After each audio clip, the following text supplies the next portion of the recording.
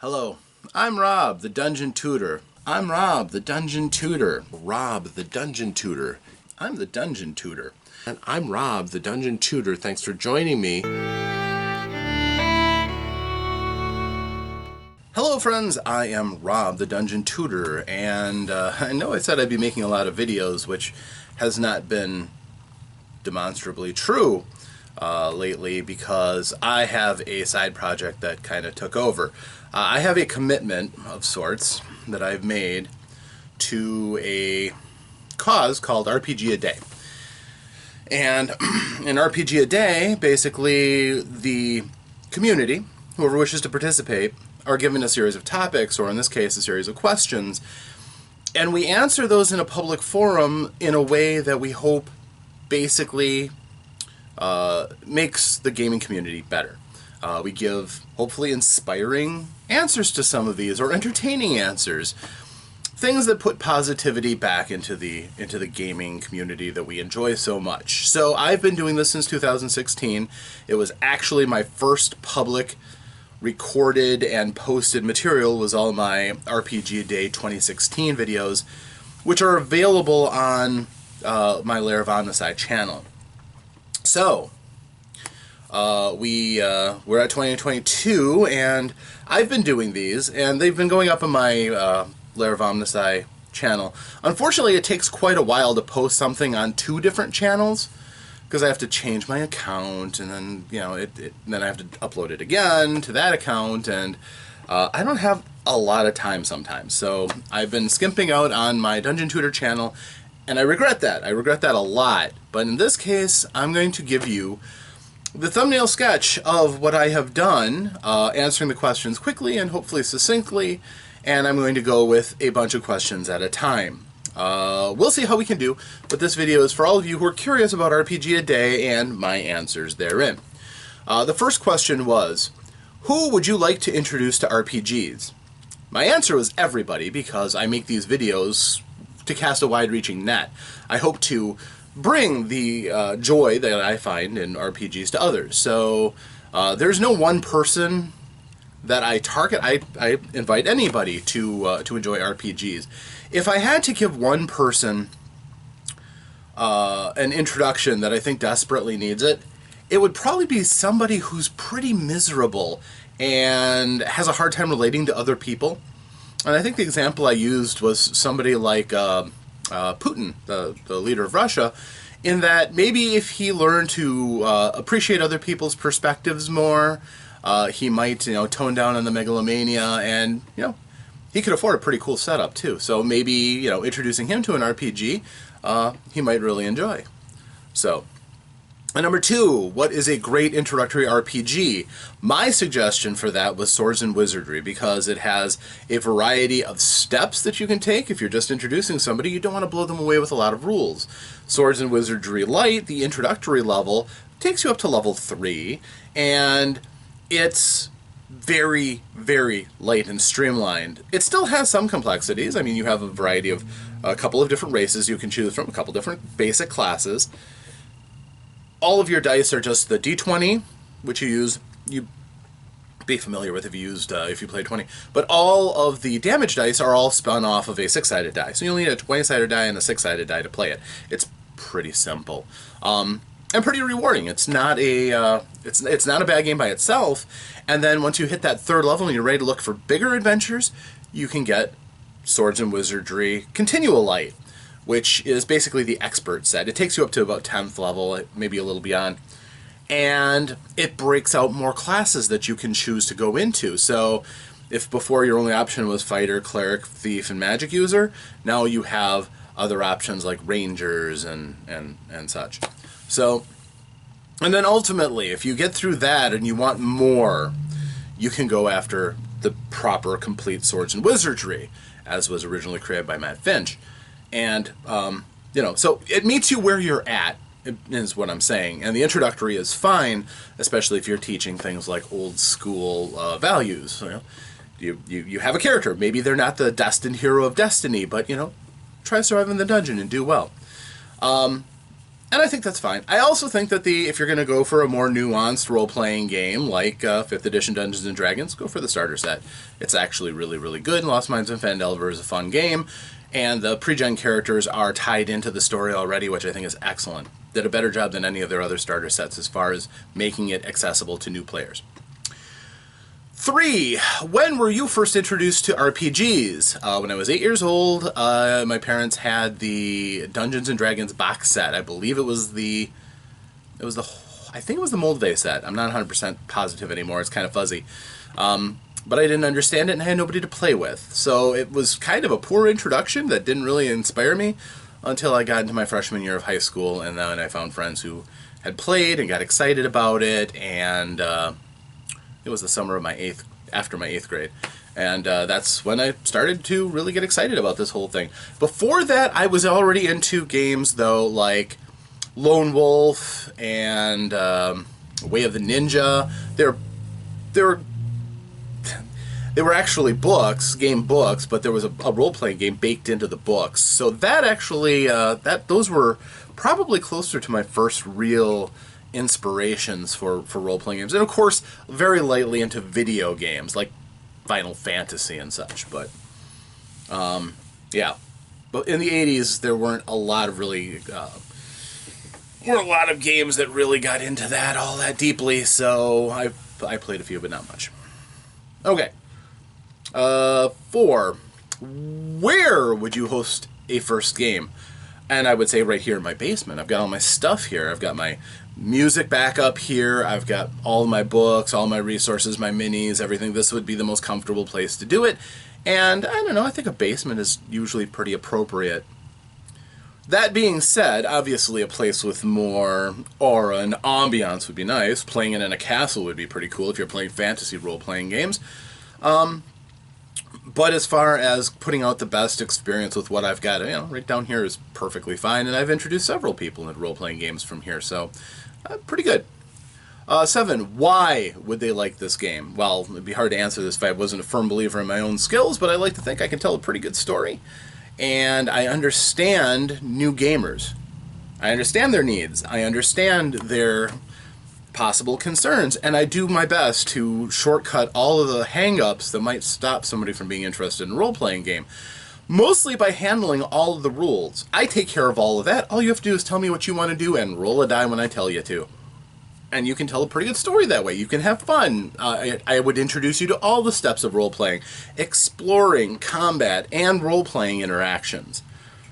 Those would all be elements that I would teach somebody for their very first time. And there's a couple of excellent adventures for that.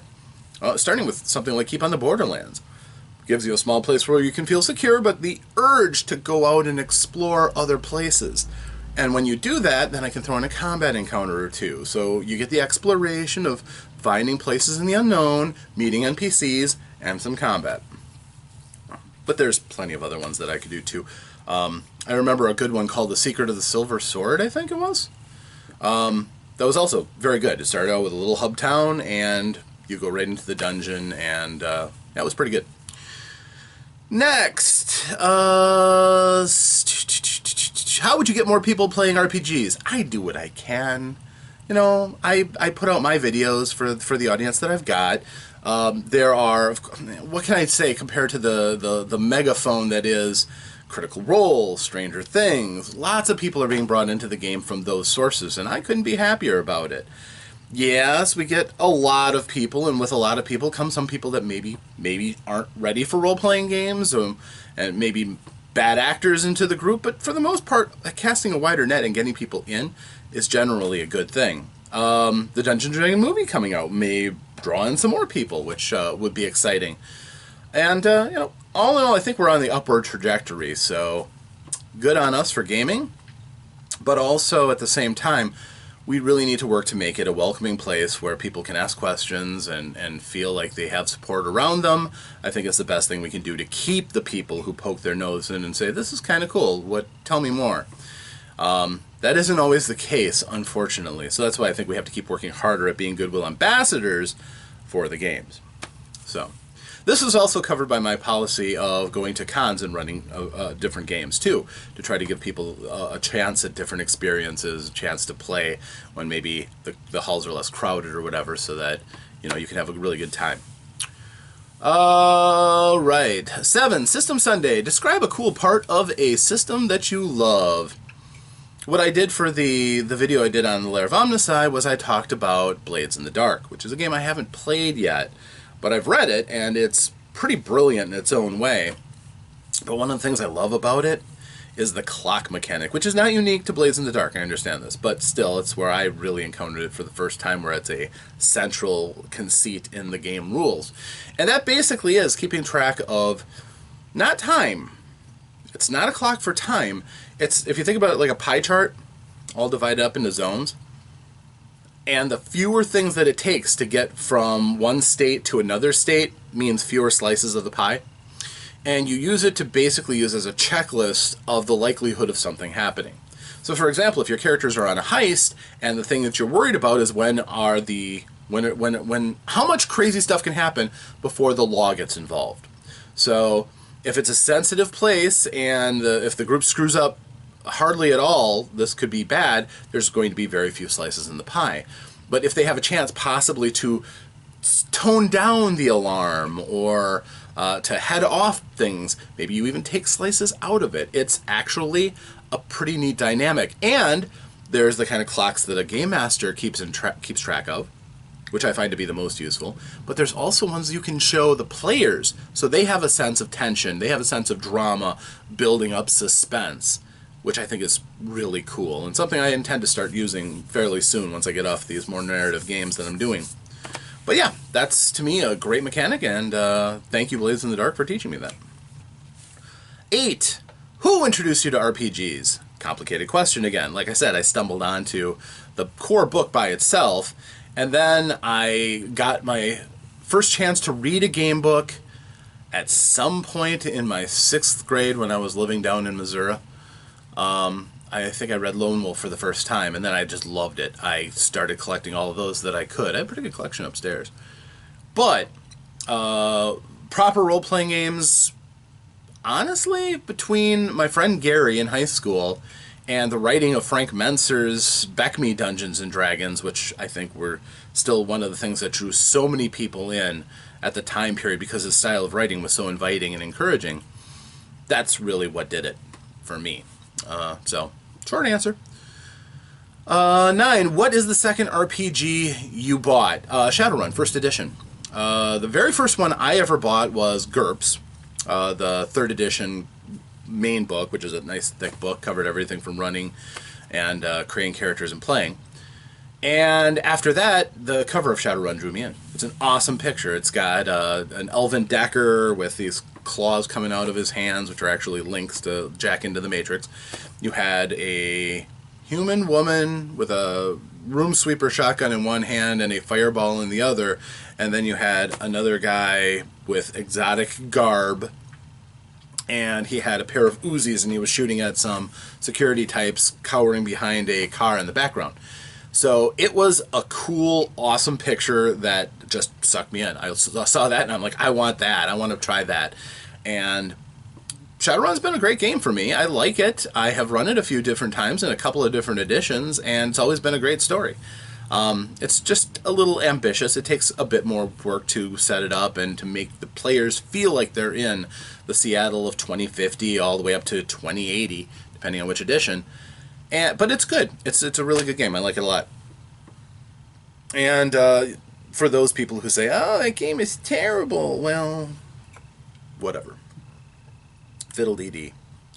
Number 10. When did or will you start game mastering?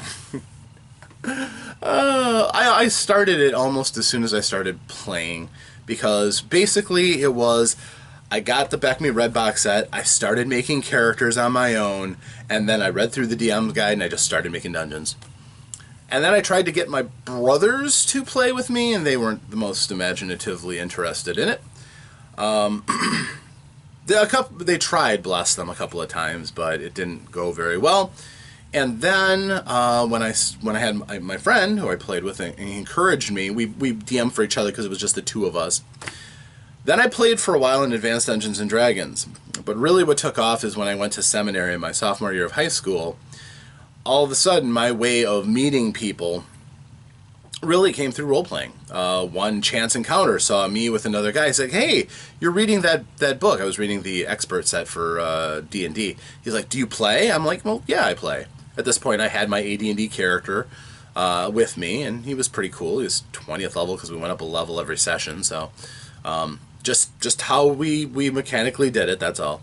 And he's like, oh, I've got an adventure. You want to try run it? I'm like, sure. I'm a really powerful cleric here, but I could try soloing your adventure. And that encounter led to me meeting other people when it suddenly became out there that I was a DM. People just whoosh, latched on. They wanted to be part of a game, so I started up for a small group.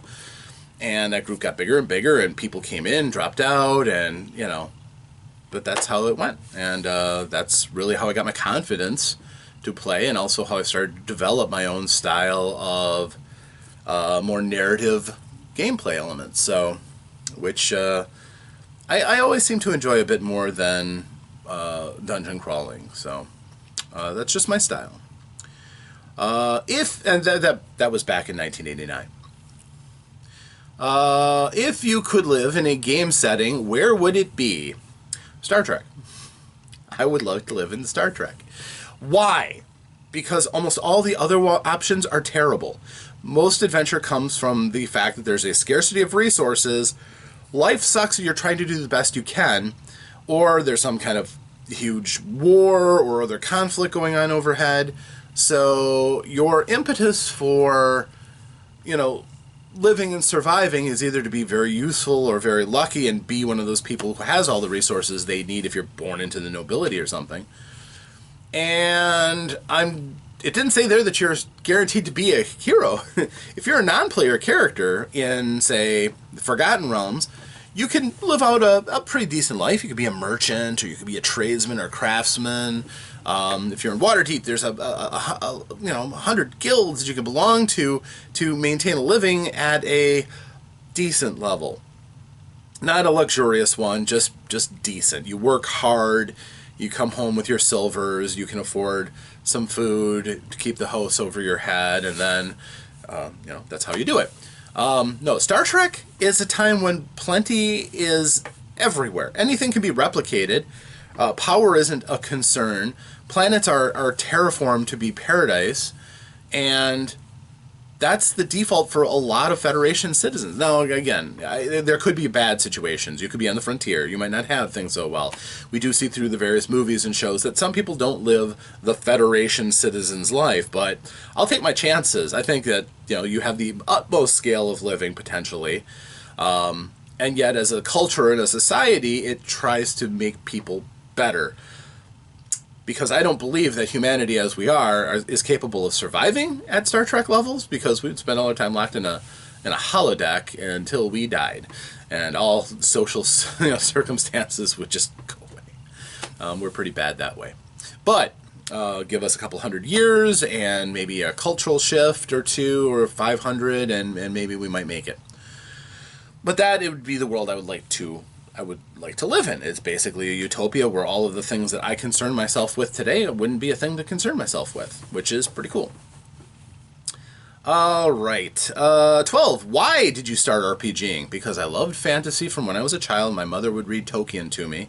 So I started with The Hobbit, went on, and that's how I learned to read, by the way.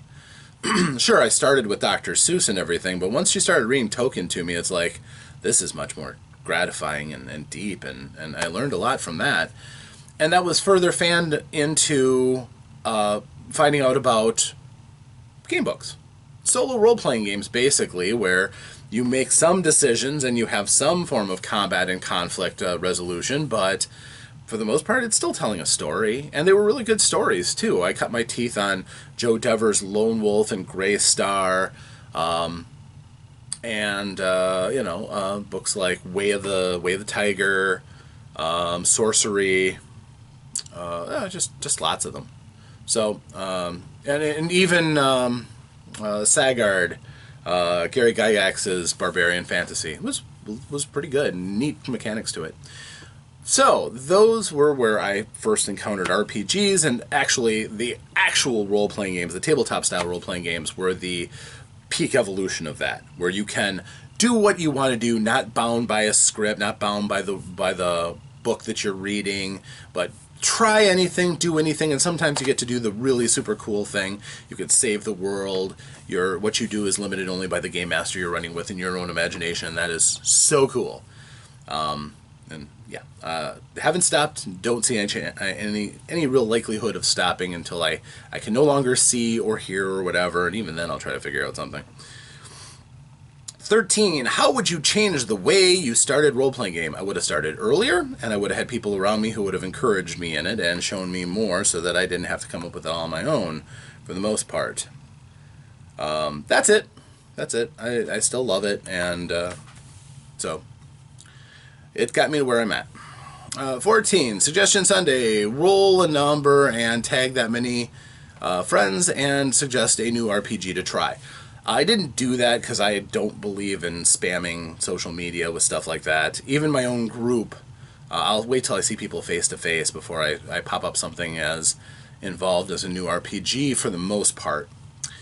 The ones that I suggested were the newest one that I had and the newest old game that I had encountered. The newest game that I have, I believe, is Neon Lords of the Toxic Wasteland, produced by a guy named Brian Shutter. He kickstarted it. It's currently available on Drive-Thru RPG.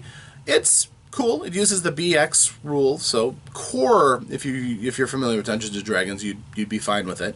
But he calls it Vomit Punk, which it's not. It's kind of an 80s revival neon punk, I would say, with more mutants and stuff. It's okay. It's a good game. It's evocative, which is what he's shooting for. It's a little bit over my tolerance for Gonzo, but for the people who like that kind of thing, it's a great game.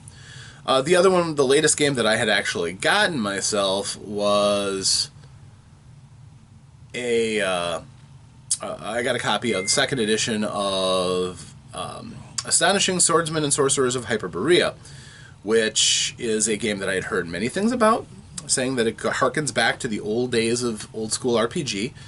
And honestly, I'm kind of getting tired of 5th edition. Been doing it for quite a while, and it's like, kind of want to go back a little bit, but not to Dungeons and Dragons. I want to try a different game. So right now, Astonishing Swordsmen and Sorcerers of Hyperborea is an amazing looking, huge, thick book, actually encompassing like 7 smaller books, all in one, with a really nice map. And it portrays an alternate world, and Hyperborea is something that has come about from pulp adventure. You know, the whole thing of ideas of Samaria from Conan, and this kind of a fictionalized history of almost kind of prehistoric enlightened age. I don't know, it's kind of hard to talk about, but you know, it's a place with forbidden sorcery, but you have these empires and great wars, and you have people of these different iconic cultures who meet and clash and coexist, and it's been fertile ground for fiction for quite some time. Hyperborea is just one of these. So, and Hyperborea, of course, means beyond the north winds. Borealis, the boreal winds, beyond, hyper, beyond. So, it's cool. It looks really good. I look forward to running it in the fairly near future. Fairly near. Okay, so that was that. 15. Who would you like to game master for you? I would love my friend Alphinius Goo to game master for me.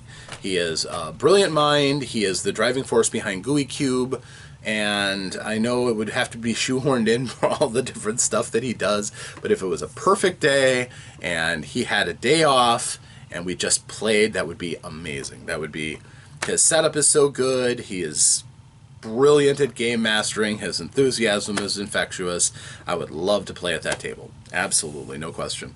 And this, of course, is going with, it didn't say living or dead, so, you know, Tolkien might be an awesome storyteller. Don't know how he is as a game master. Gygax created the game, but I don't know if our styles would really mesh up all that much because he was so into the intricacies of a simulationist game. And it just goes on and on and on. There's some great game masters out there, and even the professional game masters like Chris Perkins or Matt Mercer, of course, would be an excellent game master. It would be a lot of fun. I'd love to play with that group, but I'd still like to play with my friend better.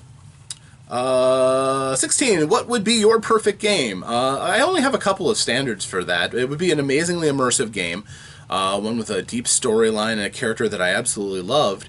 But right now, I would say not Dungeons and Dragons. Yeah, I know, that's what everybody is going to, but honestly, I'd like to play some of these other games that I've got that I know I have almost no chance of ever really playing unless I come across a lucky con with those games, and I really target that game and make sure I don't run something at the time.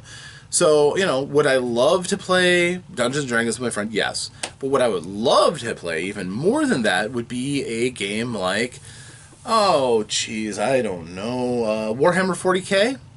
That would be great, using the old Fantasy Flight rules. Oh, I would love that. I loved running it, and I would love to be in that world. Paranoia. I'd love to be a participant in a Paranoia game rather than always running it. Shadowrun. I would love to play Shadowrun. The chance I got, I've had 2 chances to play Shadowrun, and they were great. They were fantastic. I loved it. I would love to do that again. Star Wars. I love the Star Wars universe, and if I get a DM who makes me feel like I'm in the Star Wars universe, that would be so good. And I could just go down the list. I would love to play just about anything at this point. I'm kind of starved for it. But, that's really what I would love to do. And the game, everything on top of that is great. If there's great environment, if there's great sound, if the chairs are comfortable, if the table is big enough, the miniatures are great, that's all adding on and adding on and adding on. But for the most part, the game and the people around it are the things that I cherish the most. So, 17. Past, present, or future. When is your favorite game set? Not Earth, but it would be past. I'm more of a fantasy guy myself, so all my most prominent game worlds are in fantasy. So whether it's the world of Antir, whether it's the world of Moltara.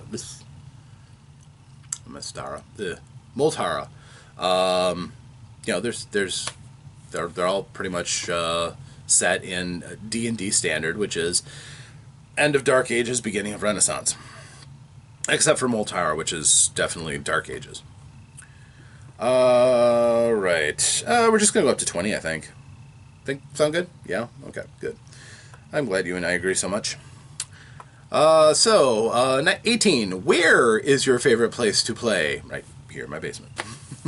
It's just, my chair is my throne, my stuff is all here. It's great. There are places I've played that have better atmosphere, though. Playing in the halls of the seminary where I went to school that one year, those were pretty cool, because the atmosphere was great. There was the thought that one of the buildings was haunted, which made it a little extra spooky to play in that basement. There was something just kind of, cheeky about going out and playing Dungeons and Dragons or other role-playing games in a seminary during the Satanic Panic. Which, of course, I still blame for getting me thrown out of the seminary, but we won't get into that. All right. And as far as, other places I'd love to try to play, I don't like playing in my favorite local game store because it's not very conducive to gaming. I've seen other stores that do much better, but in this, it's just an open hall in the back of the store with a couple of tables set up and some okay comfortable chairs. So it's a lot of hassle. Without a lot of payoff except for exposure to all these other people, which is cool. 19. Why has your favorite game stayed with you? Because all of my games stay with me. I never lose games. I've never gotten rid of anything willingly in a role-playing game. I've had a couple of things vanish on me, which actually brings me up to one of my latest kind of gratifying things about gaming.